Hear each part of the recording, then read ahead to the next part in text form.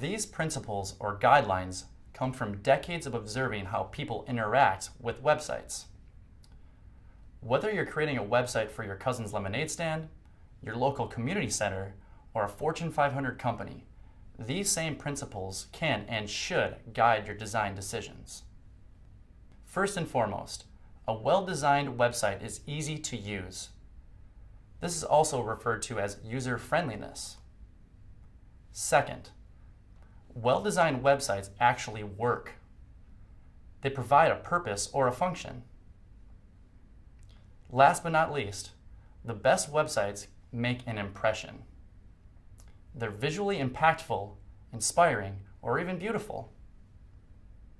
Now let's walk through each principle a little closer. The first rule of thumb for creating successful websites is making them easy to use. Let me explain. Think about what it's like to visit a website for the first time. Maybe you recently bought something from a new brand you just heard about or wanted to look up what a certain company does. What was the experience like?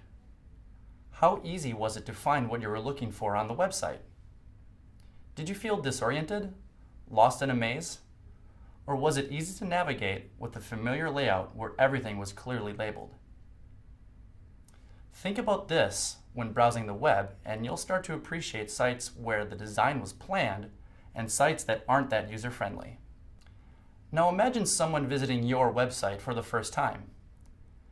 In other words, look at the project from the point of view of your potential visitors. If you can focus on these people, you can make smarter design decisions. You'll plan things based on their needs and expectations. I can't stress this principle enough. The website must be comfortable for visitors to find what they came for. We'll look at some tips for user-friendly web design in the next chapter. The second core design principle involves the way your site actually works and what it allows visitors to do.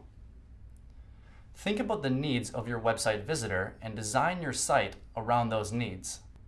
For example, if I'm building a website for a preschool, I want the parents to be able to find information about upcoming events and ways to get in touch with the staff.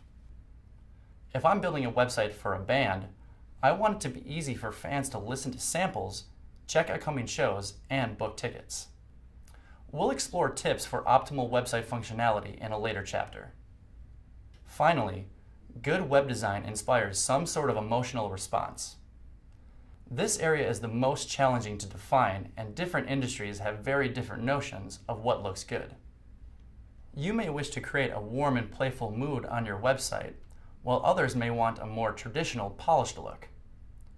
No matter what mood you're going for, the design elements of your site should support that mood.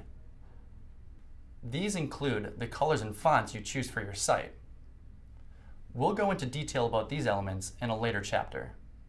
So there you have it, 3 core principles to inform your design decisions. In the next 3 videos, I'm going to walk you through some tips and best practices for applying each principle, so we'll transition from a theoretical discussion into a more practical one. Let's do this.